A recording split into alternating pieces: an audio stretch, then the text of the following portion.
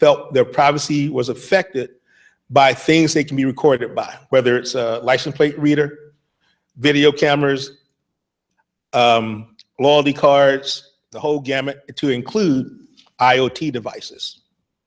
Probably the better part was, the more interesting part was watching people get knowledge. I had 3 people in the qualitative part where I spent 2 days with them, and we documented where they were recorded. So I had one person who was all for it. She started doing the keeping track of what she was doing for the day. And at the end, when she sent me her notes, she redacted a whole lot. She had not thought about this subject that much in depth, but when she actually watched where she was recorded, she was embarrassed. Tried to explain to her, like, it's only me and you gonna know this. She was only gave me what she wanted. In one instance, I had a lady, we were driving through an intersection. I asked her to remember the intersection and a car that was in the intersection. She was being recorded by a driver. The driver just recorded everybody. So I guess she was concerned about rear-ending someone. So in the process, okay, quick. So in the process, when I gave her the brief, she was flippant. She was hot. She thought that it should be against the law. She had no idea people could do it. And she also had no idea about everything on her loyalty card that would come up. So I'm sorry, I hope I was entertaining a little bit. Thanks again, Scott. Questions for Dr. King?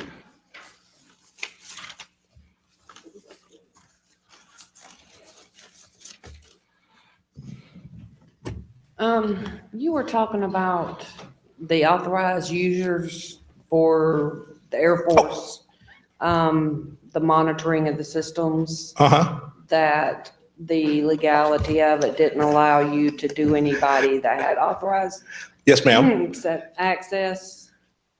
The legal process that we have to go through in order to monitor them doesn't give you the authority to do any kind of action if they're doing something illegal, if we're authorized. So for me, I have to get it's sort of like a Title III search. I mean, it's Title III warrant that allow me to do network monitoring.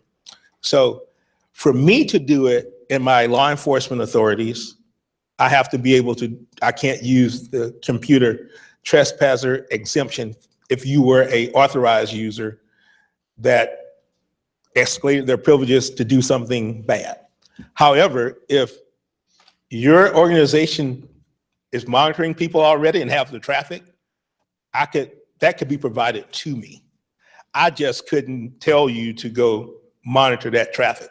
It has to be something that was already in your standard operating procedures, because in this case, you're not acting under the color of law. In the case of me telling you, that's sort of like me telling you, I want you to turn on to watch it, and I have an unauthorized wiretap going. So, but if you're doing it because your company does it, not an issue. That has to be with what your legal department set up for you.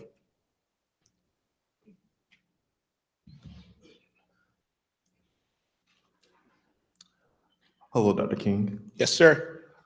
First, I'd like to personally thank you, and also on behalf of the IT department, as well as the student body, for coming out and giving us your presentation. It was very informative. Well, I'm a recent college graduate. My name is Daryl Stevens, and I would like to, ask for any students or any growing IT professionals, what's some advice for people, for growing IT professionals who want to pursue cybersecurity, information security, and information assurance? Cool. So mentors are good, I would tell you. If by any chance, is there any particular sector you want to do this in? Or just in general? Okay, so a mentor would be first. I would tell you to identify where you have an interest, where you're willing to, for me, let me put it this way, for me, this job is just as much my job as it is a hobby. So I read a lot of technical books, but I'm gonna tell you, sometimes you have to go read novels. If you're going to Robert Morris, you're doing an interview, the question may come from Dr. Scavira, what's the last novel you read? And you better not say a technical book because he's going to kill you. So for me, I would say you got to pick an area that you want to specialize in. So if you want to be in health IT, I'd spend a lot of time trying to figure out what I can bring to that so make myself a better interviewer. If you want to become a federal agent and try and work in the cyber, understand we do it from a big lens, whether it's counterintelligence, criminal, whether it's child pornography, and we're looking at production of, and so forth, and figure where you want to go there. As far as information assurance, across the government, there is not a lack of jobs offers for information assurance. Part of my job as the Deputy Chief of Cybersecurity is we work with a bunch of security control assessors to assess networks under the NIST framework.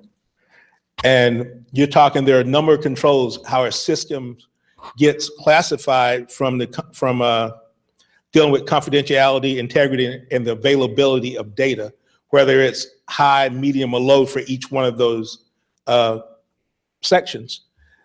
And then we actually go out, and they go out and try to make sure we have a secure network to, if it's not secure, or if we can't get it there, we work to get it there. And in the process of doing that, as long as people can articulate why something's not being done, we're okay with it, but we try to what we call plan how you're going to get healthy in the future, because you have to be able to authorize a network, and that comes from the authorizing official, and you get what's called a ATO, which means authority to operate, and that's big in the government now. Kind of funny, Al had no idea, but that was pretty much his dissertation while we were there, and I was reading it, and who knows, later I get involved in the exact same thing. We have time for one final question. Yes, sir.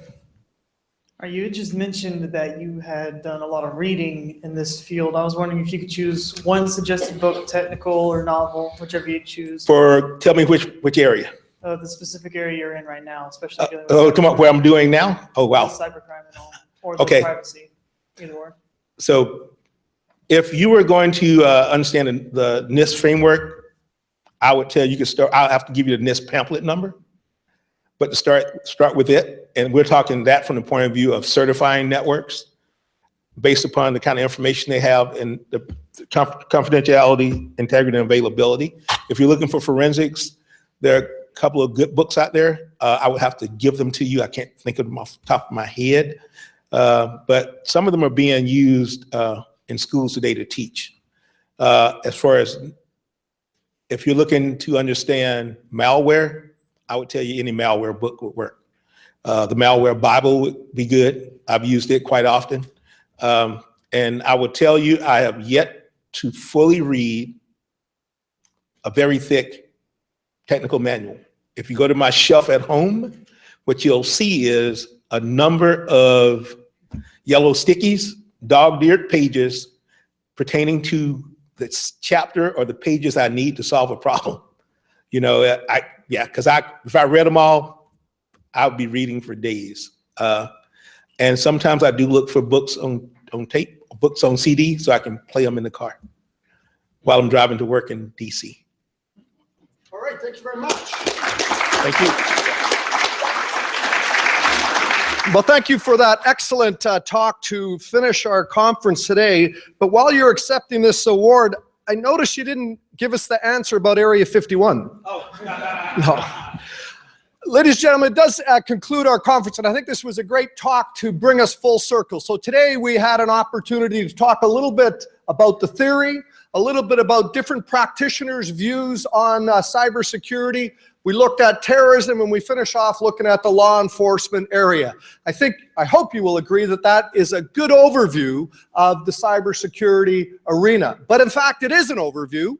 And so I hope one of the real lessons that you take away from here is what the final question was about. This is the start. This is the launching point for you and your quest for knowledge about cybersecurity. And I encourage you to continue trying to learn as much as you can, whether you're a student, a practitioner, or a professor. We all have to learn and stay current in this ever-emerging and dynamic field.